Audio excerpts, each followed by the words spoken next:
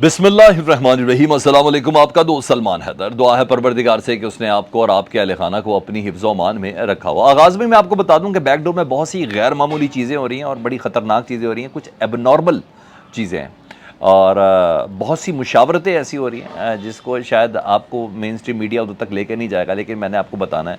कुछ लोग पाकिस्तान से गायब हो चुके हैं और गैर मामूली कदम उठाने की प्लानिंग हो रही है।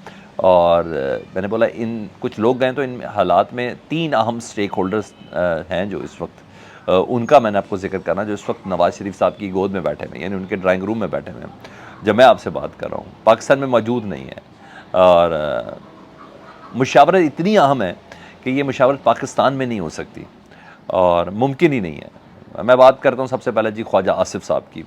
पाकिस्तान के वज़ीर दिफ़ा हैं, कोई शक नहीं कि फ़ौज से मुतल्लिक मामलात की सरबराही इस वजारत के पास है। फ़ौज ने सिक्योरिटी देनी है, नहीं देनी है, कौन से ऑपरेशन करने हैं, नहीं करने हैं, प्रॉपर चलें। फ़ौज का सिविल चेहरा जिसको रिप्रेजेंट करते हैं वो वज़ीर दिफ़ा है ना, तो ख्वाजा आसिफ को आपने मामूली आदमी नहीं समझना। तो ये लंदन में इन हालात के अंदर जब एक जंग लगाई भी उन्होंने पार्लियामेंट में अदलिया के ख़िलाफ़, तो उन हालात में ख्वाजा आसिफ की उधर मौजूदगी डेफिनेटली गैर मामूली है। फिर मैंने बोला है इनकी वजारत का ताल्लुक ही फ़ौज और इस्टेब्लिशमेंट से, बार बार ये बात वाज़ेह कर रहा हूँ आपके सामने। अच्छा जी, दूसरा वज़ीर आज़म पाकिस्तान शहबाज शरीफ साहब, वो लंदन में। हालांकि किंग चार्ल्स की ना ताजपोशी जस्ट मुझे एक बहाना है और कुछ भी नहीं, इसके अलावा कुछ भी नहीं है। सऊदी अरब में ये मुलाकात तय थी शहबाज शरीफ साहब की अपने भाई नवाज़ शरीफ साहब के साथ, ठीक है। वहाँ नवाज़ शरीफ साहब से इनकी मुलाकात नहीं हुई। नवाज़ शरीफ साहब ने अपना दौरा भी एक्सटेंड किया, नहीं तो इन दोनों भाइयों ने उम्रा इकट्ठे करना था और ये करना था, मगर वो पोस्टपोन हो गया था। यानी उम्रा भी इनके लिए एक बहाना है, जिस तरह ताजपोशी एक उधर बहाना थी, उम्रा भी एक बहाना था।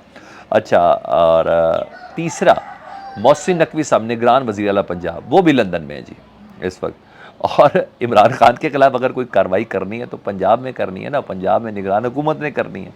तो मोहसिन नकवी एक अहम स्टेक होल्डर हैं, तो वो भी लंदन में, ठीक है जी। अभी उम्रे में थे, आपने देखा होगा, जी हाँ, ईद के दिनों में, रमज़ान के आखिर जब नवाज शरीफ साहब भी उम्रे पे थे, तो अब वो लंदन में।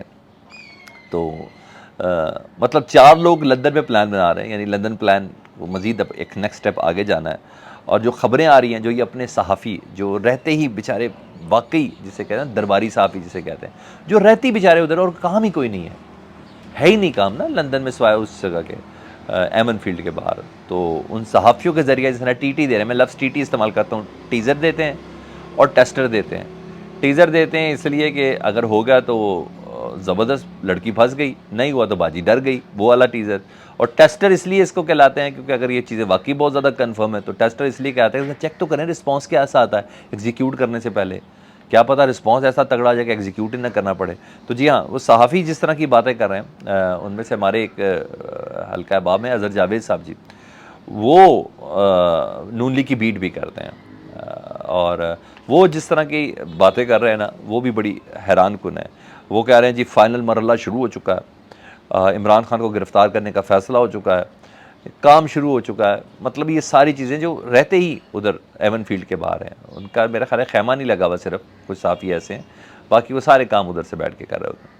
और सारी दुनिया जानती है कि वो नवाज शरीफ के तर्जुमान भी हैं, ख़ुद उनकी चैनल वाले भी यही सारे कहते हैं। और अच्छी अपनी बीट करते तो बहुत कमाल तरीके से करते, मगर अब पूरा दड़ा ही रख के करते तो मैं क्या कर सकता हूँ। तो मैं ना चाहते भी, एहतियात रखते भी मैं अज़हर भाई की उस तरह एज अ साफ़ी रिस्पेक्ट नहीं कर सकता जिस तरह वो डिज़र्व करते हैं, मैं उस तरह नहीं कर सकता। लेकिन बहरहाल वो ये काम शुरू कर दी, यानी टीटी कर रहे हैं, टीज़र भी दे रहे हैं और टेस्टर भी मार रहे हैं अज़हर जावेद साहब जैसे लोग। तो आइंदा चंद दिन बहुत ख़तरनाक है और ख़तरनाक डेवलपमेंट हो सकती है। इमरान खान का गुस्सा भी इन चीज़ों को बाकी दूसरी तरफ भी लेके जा रहा है। अब नामों तक बात चली गई है ना, उसको आसिफ अली ज़रदारी जब रिस्पॉन्ड कर रहे हैं, उसको जब निगरान वज़ीर आला मोहसिन नकवी उनकी उस तकरीर को रिस्पॉन्ड कर रहे हैं, तो है कुछ जिसके लिए वो कुछ फ़ाइनल नोडिंग लेना बहुत ज़्यादा ज़रूरी है। दिफा का रिप्रेजेंटेटिव भी उधर मौजूद है, पंजाब जिसने एग्जीक्यूट करना है वो भी उधर मौजूद है, जिन्होंने सारी रेजिस्टेंस को कंट्रोल करना है वो साहब भी उधर मौजूद हैं। तो एक सर्टन चीज़ हो रही है। सुप्रीम कोर्ट प्रोसीजरल बिल, जी हाँ, उसकी समाअत इस वक्त हो रही है, 8 रुकनी कर रहा है, दलाइल सुन रहे हैं, बड़े कूल वे में सुप्रीम कोर्ट के जज बैठे में सारे। अटारनी जनरल साहब ने वो हुकूमत का मुद्दा बयान कर दिया, उन्होंने कहा जी फुल कोर्ट बनाने की इस्तदा कर दी है जी। और अदालत ने कहा जी रिकॉर्ड मांगा था पार्लियामेंट का, कहा जी कल तक उम्मीदें मिल जाएगी। तो अदालत ने कहा ठीक है वो कर लेते हैं। मैंने बोला बहुत कूल होके बैठे हैं। वैसे भी जब एक फ़रीक बहुत ज़्यादा गुस्से में तो दूसरे फ़रीक जिसने फैसला करना है, ताकत ही जिसके पास हो, जिसने फैसला साजी जिसने करी, तो उसका थोड़ा कूल होके बैठना बनता भी है। तो ये सब तो चल रहा है, ठीक है। हाँ, हामिद मीर साहब ने धमकी लगा दी एक। हामिद मीर साहब कह रहे हैं, अब पहले हामिद मीर बता दो फिर बता दो हामिद मीर साहब किसके कहने पे कह रहे हैं। हामिद मीर साहब कह रहे हैं हम बच्चे का के नहीं है जी। जहन में रखें कि माजी में जब वजीर आजम नाअहल हुए हो जाता था तो सुप्रीम कोर्ट के पीछे एस्टेब्लिशमेंट होती थी, यानी यूसुफ रज़ा गिलानी की बारी में भी फ़ौज पीछे थी और नवाज शरीफ की बारी भी फ़ौज थी। हामिद मीर साहब कह रहे हैं, उन्होंने कहा जब वज़ीर आलम हम बच्चे काके नहीं, जहन में रखें जब माजी में वज़ीर आज़म नाअहल हो जाता था तो सुप्रीम कोर्ट के पीछे एस्टेब्लिशमेंट होती थी। अब सुप्रीम कोर्ट के पीछे एस्टेब्लिशमेंट नहीं है। अगर चीफ जस्टिस ने कोई एडवेंचर किया तो नतायज भुगतना पड़ेंगे और ज़ाती तौर पर चीफ जस्टिस को नतायज भुगतना पड़ेंगे। ये हामिद मीर साहब धमकी दे रहे हैं। हामिद मीर साहब वो जिनको जरदारी कहता है ये मेरा बच्चा है, तो जरदारी का बच्चा ये बातें कर रहा है जी सुप्रीम कोर्ट को डराने और धमकाने के लिए। यानी जहाँ वो लगे हुए तो वहाँ ये लोग भी लगे हुए। तो जरदारी का बच्चा कह रहा है तो जरदारी साहब कह रहे हैं, जरदारी साहब कह रहे तो हुकूमत करिए। तो मैंने आपको बताया कि हुकूमत नेक्स्ट तरफ आ रही है जी। मतलब इस्टेब्लिशमेंट, मेरा सवाल है क्या इस्टेब्लिशमेंट जजेस के ख़िलाफ़ खड़ी हो जाएगी या इस्टेब्लिशमेंट सुप्रीम कोर्ट के ख़िलाफ़ खड़ी हो जाएगी? हामिद मीर साहब की अगर बात दुरुस्त है तो ये बहुत ख़तरनाक इशारा है, बहुत ख़तरनाक इशारा है। ये वर्किंग हफ्ता बहुत अहम है, बहुत अहम है कि हम थोड़ा सा जल्दी में होते हैं, वो बड़े तरीके से फील्डिंग खड़ी करके चलते हैं, चीज़ों को फोल्ड और अनफोल्ड करने में थोड़ा टाइम लगता है, इसलिए हमारा हफ्ता 2 हफ्ते में बदल जाता है। तो लेकिन मुझे ये लगता है कि ये फ़ाइनल हफ्ता, इस हफ्ते में बहुत सी चीज़ें क्लियर हो जानी है। इमरान खान साहब भी नेक्स्ट हद पे जा चुके हैं, लंदन प्लान अपनी जगह पे चल रहा है और इधर पाकिस्तान के अंदर जो चीज़ें चल रही हैं मैं आमिर मीर के इस ट्वीट्स के ज़रिए आपको मैं बता रहा हूँ। अच्छा जी, अब ज़रा और भी सुन लें। मरियम बीबी जी वो मुखालफत में और नेक्स्ट लेवल की कंपेन पर आ चुकी है। बड़ी मज़ेदार चीज़ें पहले इसी तरह सुना देता हूँ आपको। मतलब वो जो गिरफ्तारियों वाला मैंने बोला ना कि राह हमवार करने, तो उसके सिलसिले में वो कांटे चुन रही है कि किस तरह गिरफ्तारियों का माहौल बन जाए, एक माहौल बनता ज़रूर चल जाए। शफकत इमरान नून लीग को बीट करते हैं, नून लीग को सपोर्ट करते हैं, वीलॉगर हैं जी और अच्छी स्टोरियाँ भी करते हैं।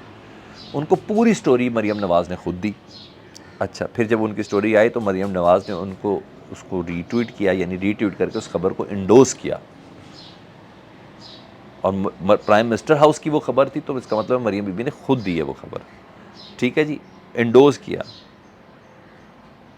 शफकत इमरान कहते हैं, यानी मरियम नवाज़ ये कहती है कि इमरान खान और जनरल फैज़ के गठजोड़ ने पाकिस्तान के नामवर सियासी और सहाफ़ती शख्सियात पर कातलाना हमले कराए। मरियम नवाज़ और हामिद मीर को जहर देने की कोशिश की गई, इमरान खान और जनरल फैज़ ने मिलकर। कुछ हमलों में लोग कत्ल हो गए, कुछ को अल्लाह ने महफूज रखा। कत्ल होने वालों में जज अरशद मलिक, जस्टिस सेठ वकार, इलामा खादिम हुसैन रिजवी और सहाफ़ी अरशद शरीफ शामिल हैं।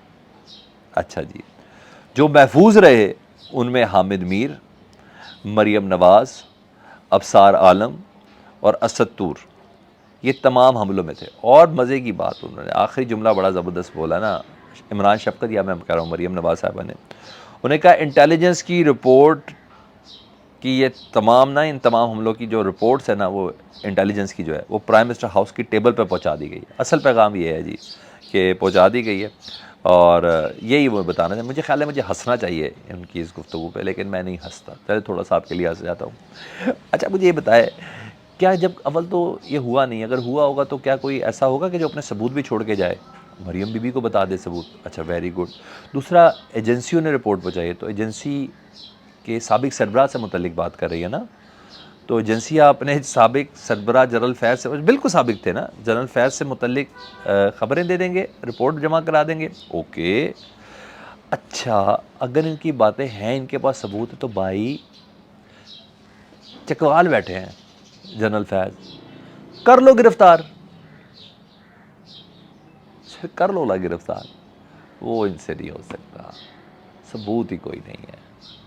और जब इनके पास सबूत ना होना तो फिर ये आवाम के अंदर वायरल करते हैं ताकि कोई बयानिया बनाने की कोशिश की जाए। मतलब कोई सबूत नहीं है, सिर्फ बयानिया बना रहा। और मैं आपको एक चीज़ बता दूँ, अब आने वाली चंद तकरीरों के अंदर मरियम बीबी ने ये बातें कर दी हैं। चलें जाए, मैं आपको इतनी अंडरस्टैंडिंग हो चुकी है इनकी तकरीरें सुन के, मैं इतना पक चुका हूँ कि अब आने वाली चंद तकरीरों में मरियम बीबी ने यही कहना, जी फ़लाने सहाफ़ी पे इन्होंने हमला किया, मुझे जहर दिया, हामिद भाई को जहर दिया, वो बच गए, खादिम। अब इन्होंने ये काम करना है, ये जहन में रखिएगा। मैंने कहा इनको हम आगे से पकड़ लें। अपना बहुत ज़्यादा ख्याल रखें। चैनल देखें तो सब्सक्राइब कर दें। अल्लाहुम्मा सल्ली अला मुहम्मद व आले मुहम्मद।